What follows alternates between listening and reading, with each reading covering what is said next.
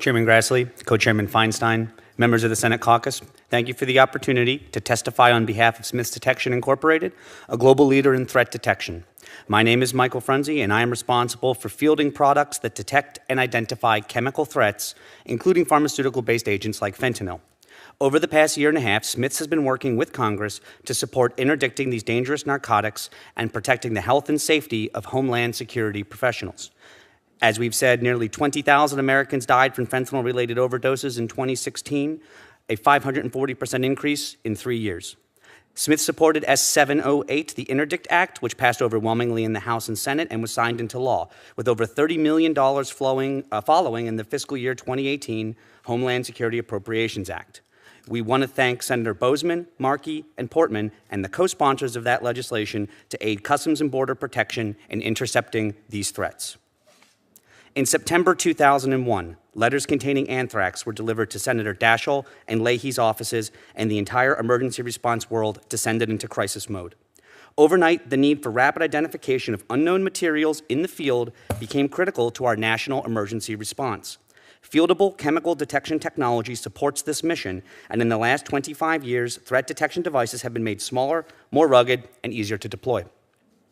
Because of its extreme potency, the synthetic opioid fentanyl and its chemical analogs present a great threat to human life, as even a small amount of airborne particles inadvertently inhaled can cause serious injury or even death.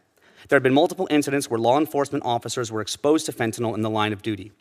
In Ohio, a police officer suffered a near-fatal overdose after brushing a small amount of fentanyl from his uniform following a traffic stop. In Harford County, Maryland, a sheriff was hospitalized following exposure to airborne fentanyl after opening the drawer of a bedside stand. Similar incidents have been reported in Wisconsin, Louisiana, Massachusetts, and New Hampshire. Smiths Detection has established a long record in support of federal customers like TSA and CBP, as well as police and fire departments in all 50 states. We've invested over $450 million in R&D in the past decade and expect to do so again in the next. Government must drive our investment by forecasting requirements and need. We have provided immediate solutions for fentanyl detection and identification by modifying and enhancing several existing products.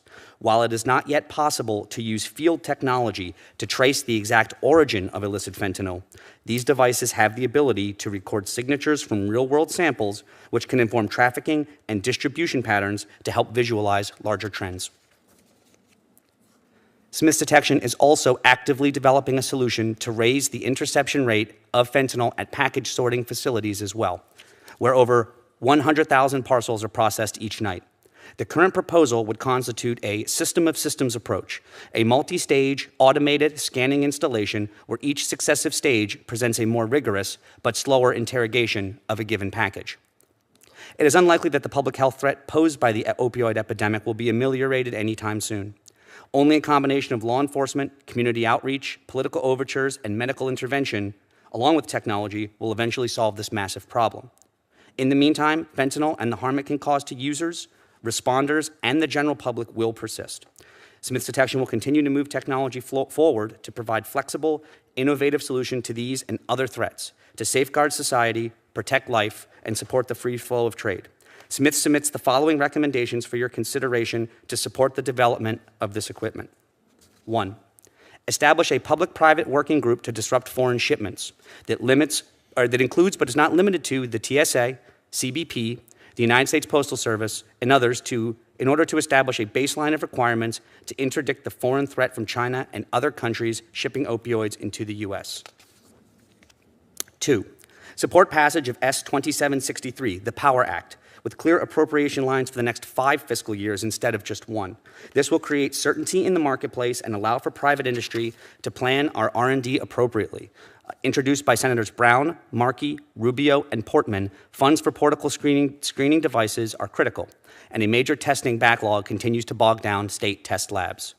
Finally, budget for the operations and maintenance of technology awarded to state and local authorities to ensure equipment is refreshed, utilized, and maintained correctly. Thank you very much, and I look forward to any questions.